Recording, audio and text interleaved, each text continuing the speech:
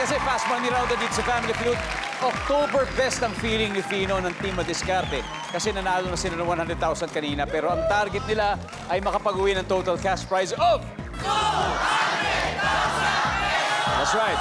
At panalo rin ng 20,000 pesos ang napiling charity. Ano ba napili ninyo? Kapuso Foundation. Thank you. At bukod doon, alam niyo, birthday po ni Fino ngayon. Baka swerte talaga si Fino ngayon. Diba? Good luck. Makukuha mo yan. At si Michelangelo ay nasa waiting area sa likod. Pero Fino, let's play fast money. Give me 20 seconds on the clock, please. On a scale of 1 to 10, 10 being the highest, gaano ka naniniwala sa mga vlogger? Go. 8. Bukod kay Vice Ganda, host ng It's Showtime. Bong Navarro. Mahihiya kang aminin, nag-meet kayo ng jowa mo saan?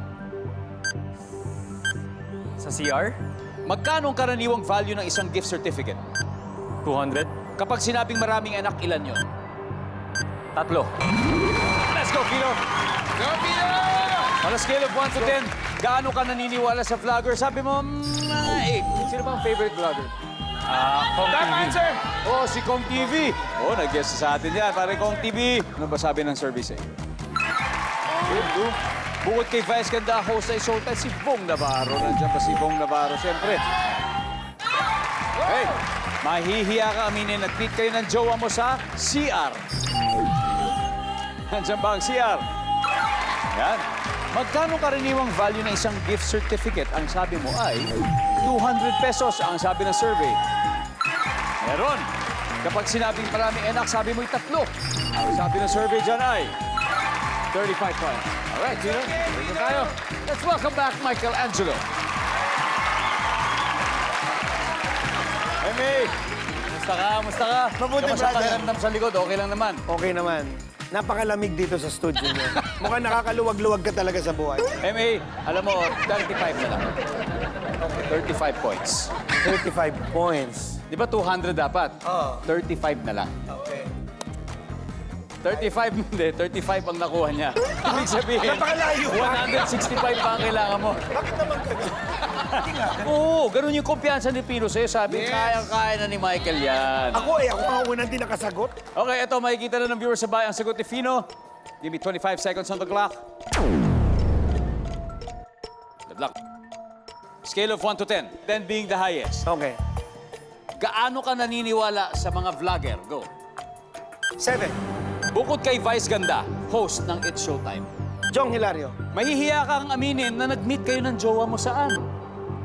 Motel. Magkano ang karaniwang value ng isang gift certificate? 500. Kapag sinabing maraming anak, ilan kaya yon? 4. Okay, John Miller, ready ka na? Okay, o tara na, tignan natin. Okay, let's go. O, tara. Alright. Parang bata lang. On a scale of 1 to 10, gaano ka naniniwala sa mga vlogger? Ang sabi mo ay 7. Ang sabi ng survey sa 7 ay... Good, meron. Ang top answer dito ay 5. Bukod kay Vice Ganda, host ng It's Showtime, sabi mo ay Jong Hilario. Survey says... Top answer! Meron. Ang 30 top answer. Mahihiya ka aminin, nag-meet kayo ng jowa mo saan? Sabi mo sa motel. Ang sabi ng survey. Nope. Ang top answer ay bar sa inuman. Magkano karaniwang value ng gift certificate? Sabi mo ay 500 pesos. Ang sabi ng survey. Oh, meron. Ang top answer, 100 pesos. Sana umabot na 100. Kapag sinabing maraming anak, ilan kaya yon? Ang sabi mo ay 4. Ang sabi ng survey. Top answer. Whoop! Hindi lima. Ang top answer ay 5. 97! Ang taas, pero 3 na lang, 100 na. Okay. Pero congratulations, Team Madiskarte.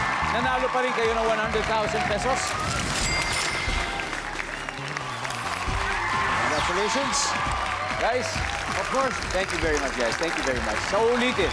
At muli, maraming salamat, mga madiskarte. Ha? Madiskarte, ha? Oh, yung tigte 20 namin, ha? Kasama ka ba? Oh, sige. Kasama ako doon. Wala ako. 20,000.